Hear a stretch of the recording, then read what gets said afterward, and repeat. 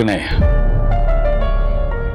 ಮತ್ತೆ ಯಾವಾಗ ನೀನು ಈ ಮನೆಗೆ ಬರ್ತೀಯೋ ಅಂತ ಹಗಲು ರಾತ್ರಿ ನಾನು ಕಾಯ್ತಾ ಇದ್ದೆ ಕಣೋ.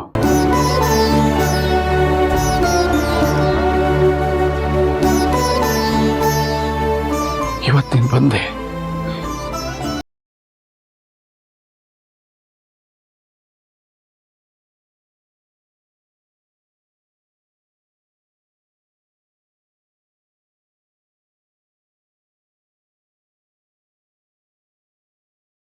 ಬೆಳಕನ್ನ ಅಂತ ನಾವೆಲ್ಲರೂ ಕತ್ತಲಲ್ಲಿ ದಿನಗಳನ್ನು ಕಳೀತಾ ಇದ್ವಪ್ಪ. ನಿನ್ನ ಹತ್ರ ನಾನು ಕೇಳ್ಕೊಳ್ಳೋದಿಷ್ಟೇ, ಇನ್ಯಾವತ್ತೂ ಈ ಮನೆಯಿಂದ ಹೊರಗಡೆ ಹೋಗ್ಬೇಡ. ಅದೆಂಥ ಕೆಟ್ಟ ಗಳಿಗೆ ಬರಲಿ, ಈ ತಂದೆ ಬಾಯಿಂದ ಏನೇ ಮಾತು ಬರಲಿ, ಕೋಪ ಮಾಡ್ಕೋ, ಬೇಜಾರು ಮಾಡ್ಕೋ, ಪರವಾಗಿಲ್ಲ, ಮನೆಯಿಂದ ಮಾತ್ರ ಆಚೆಗೆ ಹೋಗ್ಬೇಡ.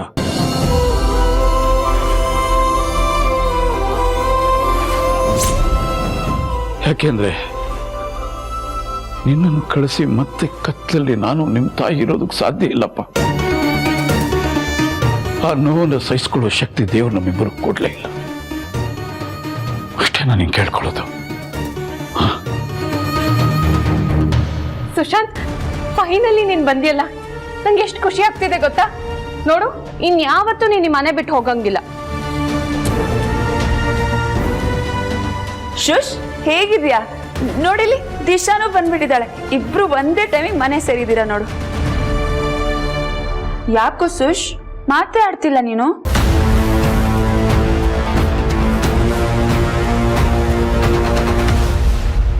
ಏನಾಯ್ತು ಇವ್ನ್ಗೆ? ಯಾಕೋ ಮಾತಾಡ್ತಿಲ್ಲ? ಮೌನ ವ್ರತ ಮಾಡ್ತಿದ್ಯಾ? ದಿಶಾ, ಎಲ್ಲ ಒಂದೊಂದು ಸ್ವಲ್ಪ ಟೈಮ್ ಕೊಡಿ. 6 ತಿಂಗಳಾದ್ಮೇಲೆ ಮನೆಗೆ ಬಂದಿದ್ದಾನೆ. ತುಂಬ ದಿನ ಆದ್ಮೇಲೆ ಅಪ್ಪನ ನೋಡ್ತಾ ಇದ್ದಾನಲ್ಲ, ಎಮೋಷನಲ್ ಆಗಿದ್ದಾನೆ ಅನ್ಸುತ್ತೆ. ಹಾಂ ಸುಶಾಂತ,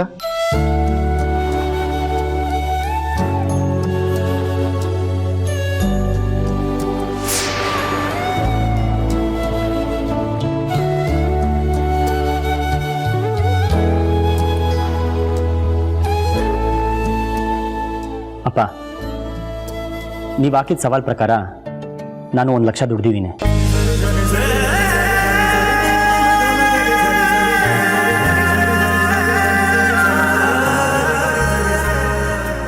ಈ ದುಡ್ಡು ದುಡಿಬೇಕಾದ್ರೆ ಎಲ್ಲೂ ನಾನು ಧರ್ಮೇಂದ್ರ ಪ್ರಧಾನ್ ಮಗ ಅಂತ ಹೇಳ್ಕೊಂಡಿಲ್ಲ. ತಗೊಳ್ಳಿ.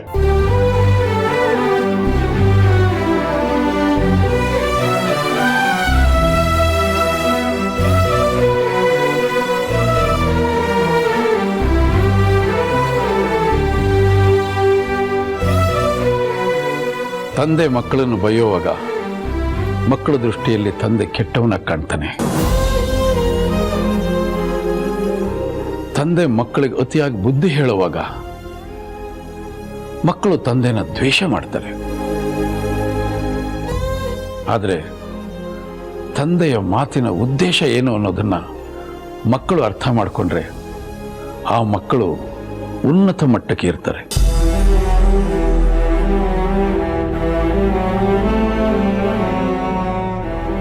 ಆ ದಾರಿಯಲ್ಲಿ ಮೊದಲನೇ ಹೆಜ್ಜೆ ನನ್ನ ಮಗ ಇಟ್ಟಿದ್ದಾನೆ ಅನ್ನೋ ನಂಬಿಕೆ, ಸಂತೋಷ ನನಗಾಗ್ತಾ ಇದೆ. ದಿನ ಬೆಳಗಾದ್ರೆ ನಿಮ್ಮಪ್ಪ ಬೇಕಾದಷ್ಟು ಹಣ ಸಂಪಾದನೆ ಮಾಡ್ತಾನೆ. ಅದನ್ನ ನೋಡುವಾಗೆಲ್ಲ ನನಗದು ಯಾವುದು ರೋಮಾಂಚನ ಅಂತ ಅನಿಸಿಲ್ಲ. ಇವತ್ತು ನನ್ನ ಮಗ ಅವನ ಬೆವರಿನ ಫಲ, ಮೊದಲ ಸಂಪಾದನೆ ನನ್ನ ಕೈಯಲ್ಲಿ ತಂದಿಡ್ತಾ ಇದ್ದಾರೆ. ಅದೆಷ್ಟು ಆನಂದ ಆಗ್ತಾ ಇದೆ ನನಗೆ.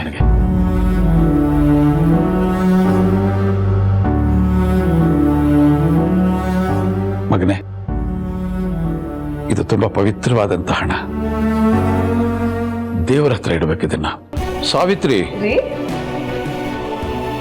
ಈ ಹಣ ತಗೊಂಡು ದೇವ್ರ ಮನೇಲಿ ಇಟ್ಟು ನಮ್ಮ ಮಗನ ಕೈಲಿ ಕೈ ಮುಗಿಸು. ಸರಿ ರೀ, ಬಾರೋ ಬಾಕಂದ.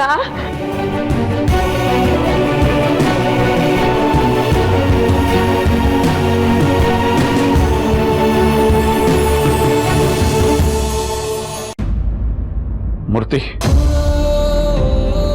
ನನ್ನ ಮಗ ನನ್ನ ಗೆಲ್ಲಿಸ್ಬಿಟ್ಟ ಕಣ. ನನ್ನನ್ನು ಗೆಲ್ಲಿಸ್ಬಿಟ್ಟ ಕಣೋ. ಹೆಮ್ಮೆ ಆಗ್ತಾ ಇದೆ ನನಗೆ, ಹೆಮ್ಮೆ ಆಗ್ತಾ ಇದೆ. ಈ ಧರ್ಮೇಂದ್ರ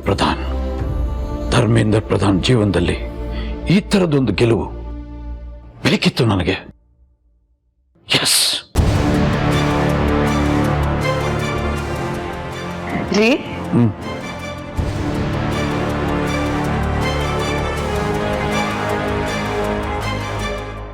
ಸುಶಾಂತ್, ನೀನು ನನ್ನ ಮಗ ಆದರೂ ನಿನ್ನನ್ನು ಸರಿಯಾಗಿ ಅರ್ಥ ಮಾಡ್ಕೊಳ್ಳೋದಕ್ಕೆ ನಂಗೆ ಸಮಯ ಸಿಗಲಿಲ್ಲ ಕಣೋ. ನಿನ್ನನ್ನು ತುಂಬ ಅಂಡರ್ಎಸ್ಟಿಮೇಟ್ ಮಾಡಿದೆ, ಎಷ್ಟೋ ಸಲ ಹೀಯಾಳಿಸಿದ್ದೀನಿ. ನೀನು ಮಾಡದೇ ಇರೋ ತಪ್ಪಿಗೆ ನಾನು ನಿನಗೆ ಶಿಕ್ಷೆ ಕೊಟ್ಟೆ. ದಯ ದಾಕ್ಷಿಣ್ಯ ಇಲ್ಲದೆ ನಿರ್ದಾಕ್ಷಿಣ್ಯವಾಗಿ ಮನೆಯಿಂದ ಹೊರಗಡೆ ಕಳಿಸಿದೆ ನಾನು. ಆದರೆ ನೀನು ಅದನ್ನು ಸವಾಲಾಗಿ ತಗೊಂಡೆ, ಸಾಧಿಸ್ದೆ. ಅಪ್ಪ ಮಾಡಿದ್ದು ತಪ್ಪು ಅನ್ನೋದನ್ನ ನೀನು ಸಾಧನೆ ಮುಖಾಂತರ ನನಗೆ ಕಣ್ತೆರೆಸ್ದೆ ಕಣೋ. ಮನುಷ್ಯತ್ವ ಮೆರಿಬೇಕು, ತಪ್ಪುಗಳನ್ನು ಅರ್ಥ ಮಾಡ್ಕೊಳ್ಬೇಕು, ತಿದ್ದುಕೊಳ್ಬೇಕು. ಮಗನೇ, ನನ್ನನ್ನು ಕ್ಷಮಿಸ್ತೀಯ? ಅಪ್ಪ,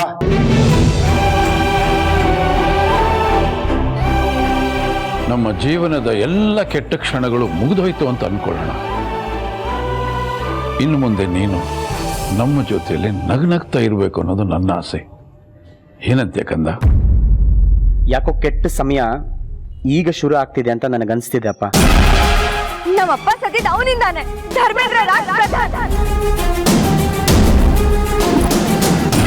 ಆಗಿದ್ದಾಯ್ತು.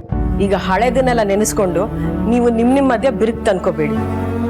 ಅಮ್ಮ ಚಿಂತೆ ಮಾಡ್ಬೇಡ ನೀನು, ಆ ಥರ ಎಲ್ಲ ಏನೂ ಆಗಲ್ಲ. ಅಪ್ಪ ಹೇಳ್ದಾಗೆ ಕೆಟ್ಟದೆಲ್ಲ ಮುಗ್ದೋಯ್ತು ಅಷ್ಟೇ. ನೀನಿರೋ ತನಕ ಕೆಟ್ಟದ್ದು ಎಲ್ಲಿ ಮುಗಿಯುತ್ತೆ ಅಮಲ?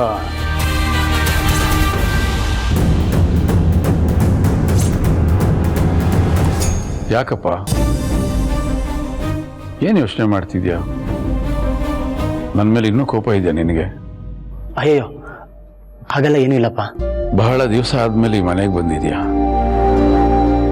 ಈ ಮನೆ ನಿನಗೆ ಹೊಸ್ದಾಗಿ ಕಾಣ್ತಿದ್ಯೇನಪ್ಪ? ಇದು ನಿನ್ನ ಮನೆ ಕಂದ. ನೀನ್ ಬದುಕಿ ಬಾಳ್ಬೇಕಾದ್ದೇ ಇಲ್ಲಿ. ಹೊರಗಡೆ ಹೋಗಿ ಬದುಕು ಏನು ಅನ್ನೋದನ್ನ ಅರ್ಥ ಮಾಡ್ಕೊಂಡು ಇಲ್ಲಿಗೆ ಬಂದಿದ್ಯಾ. ಇನ್ಮೇಲೆ ಸದಾ ನೀನು ಈ ಮನೆಯಲ್ಲಿ ನಗನಗ್ತಾ ಇರಬೇಕು, ಅದೇ ನನ್ನ ಆಸೆ. 1 ಲಕ್ಷ ದುಡ್ದ್ಬಿಟ್ರೆ ನಿಮ್ ಲೈಫ್ ಗೋಲ್ ಮುಗ್ದೋಯ್ತಾ? 1 ಲಕ್ಷ ದುಡ್ದು ಎಲ್ಲಾನು ಮುಗೀತು ಅನ್ನೋದಾದ್ರೆ ಅದಕ್ಕೆ ಬೇಕಾದಷ್ಟು ದಾರಿ ಇದೆ. ಈ ಗೋಲ್ನ ಚಾಲೆಂಜ್ ಆಗಿ ತಗೊಳ್ಳಿ. 1 ಲಕ್ಷ ದುಡೀರಿ, ಅವಾಗ ನಿಮ್ಗೂ ನೀವೇ ದುಡ್ದಿದ್ದು ಅನ್ನೋ ಖುಷಿ ಇರುತ್ತೆ. ನೀವು ಬದುಕು ತೋರಿಸು ಅಂತ ಆಚೆ ಕಳಿಸ್ತೀರಿ, ಆದ್ರೆ ಅವರು ಬದುಕು ಅಂದ್ರೆ ಏನು ಅಂತ ತೋರಿಸ್ತಾರೆ. ಹಸ್ವಾದಾಗ ನನ್ಗೆ ಇಂಥದೇ ಊಟ ಬೇಕು ಅಂತ ಡಿಸೈಡ್ ಮಾಡಕ್ ಆಗ್ತಿರಲ್ಲ ನನ್ನ ಕೈಲಿ. ಇರೋ ಬರೋ ಫುಡ್ ಎಲ್ಲ ಆರ್ಡರ್ ಮಾಡಿ ನನಗೇನ್ ಬೇಕೋ ಅದನ್ನ ತಿನ್ಕೊಂಡು ಮಿಕ್ಕದನ್ನೆಲ್ಲ ವೇಸ್ಟ್ ಮಾಡ್ತಿದ್ದೆ. ಆದ್ರೆ ಅನ್ನನೇ ದೇವ್ರು ಅಂತ ಕಣ್ಣಿಗೆ ಹೊತ್ಕೊಂಡು ತಿನ್ನೋದನ್ನ ಅವ್ರು ಕಲ್ಸ್ಕೊಟ್ರು.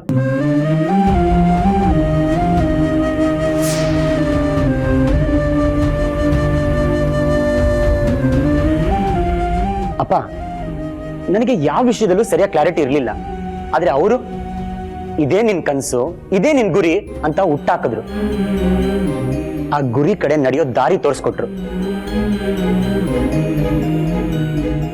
ಇವತ್ ನಿಮ್ ಮಗನ್ಗೆ ಒಂದು ಚಿಕ್ಕ ಜವಾಬ್ದಾರಿ ಬಂದಿದ್ರು, ಅದು ಅವರಿಂದ. ರಾಜ್ ಟಿ ಶರ್ಟ್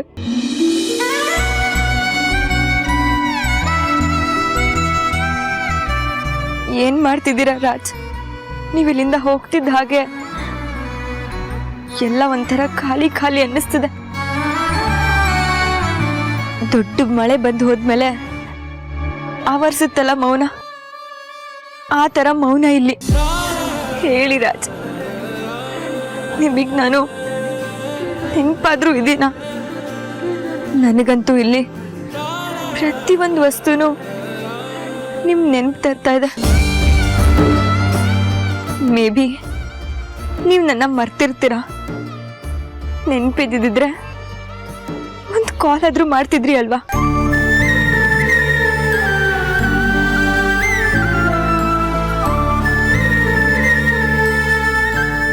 ಆರಾಧನಾ ಸಿಸ್ಟರ್, ಸಿಸ್ಟರ್,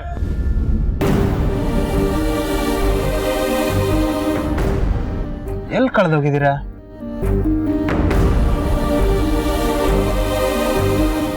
ಎಲ್ಲೂ ಇಲ್ಲ. ಏನು ರಾಜ್ ನೆನಪಾಗ್ತಾ ಇದ್ದಾನಾ?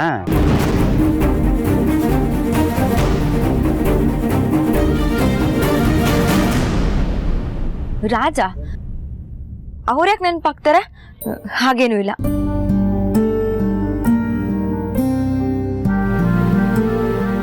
ಸಿಸ್ಟರ್, ಈ ರಾಜ್ ಹೋದ್ಮೇಲೆ ಒಂಥರ ಬೇಜಾರಲ್ವಾ? ವಾಟಾರದಲ್ಲಿ ಕಳೆನೇ ಇಲ್ಲ.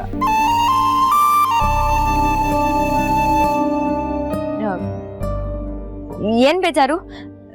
ಎಲ್ಲ ಸರಿಯಾಗೇ ಇದೆಯಲ್ಲ, ನನ್ಗೇನ್ ಹಾಗೆ ಅನ್ನಿಸ್ತಿಲ್ಲ. ಸುಳ್ಳು ಹೇಳ್ಬೇಡಿ. ರಾಜು ನೀನು ಒಟ್ಟೊಟ್ಟಿಗೆ ಇರ್ತಾ ಇದ್ರಿ, ಏನಿದ್ರು ಶೇರ್ ಮಾಡ್ಕೋತಾ ಇದ್ರಿ. ಈಗ ರಾಜ್ ಇಲ್ಲ, ನಿಮಗೆ ಖಂಡಿತ ಬೇಜಾರಾಗ್ತಿರುತ್ತೆ. ರೀ, ಎಷ್ಟ್ ಸರಿ ಹೇಳ್ಬೇಕು ನಿಮ್ಗೆ? ನನ್ಗೇನ್ ನೋವು ಇಲ್ಲ, ಬೇಜಾರು ಇಲ್ಲ. ನಾನು ಅವ್ರನ್ನ ಮಿಸ್ ಮಾಡ್ಕೋತಾನೂ ಇಲ್ಲ. ನಾನು ಆರಾಮಾಗೇ ಇದ್ದೀನಿ.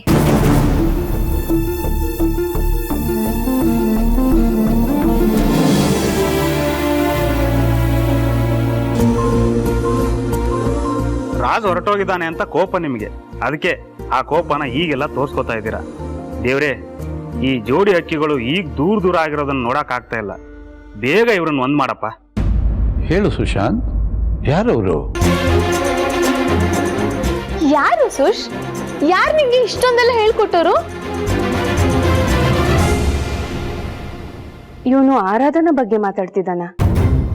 ಯಾರೋ ಒಬ್ರು ಅಂತಲ್ಲ, ಮನೆಯಿಂದ ಆಚೆ ಇದ್ದ 6 ತಿಂಗಳಲ್ಲಿ ಸಿಗ್ದೋರೆಲ್ರೂ ಬದುಕೋದು ಹೇಗೆ ಅಂತ ಹೇಳ್ಕೊಟ್ಟಿದ್ದಾರೆ.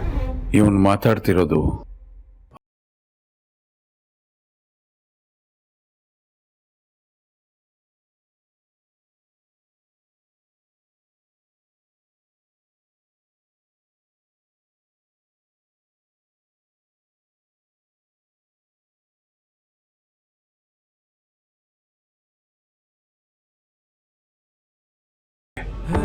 ಬದುಕು ಏನು ಅನ್ನೋದನ್ನ ಅರ್ಥ ಮಾಡಿಸಿದ್ದಾರೆ.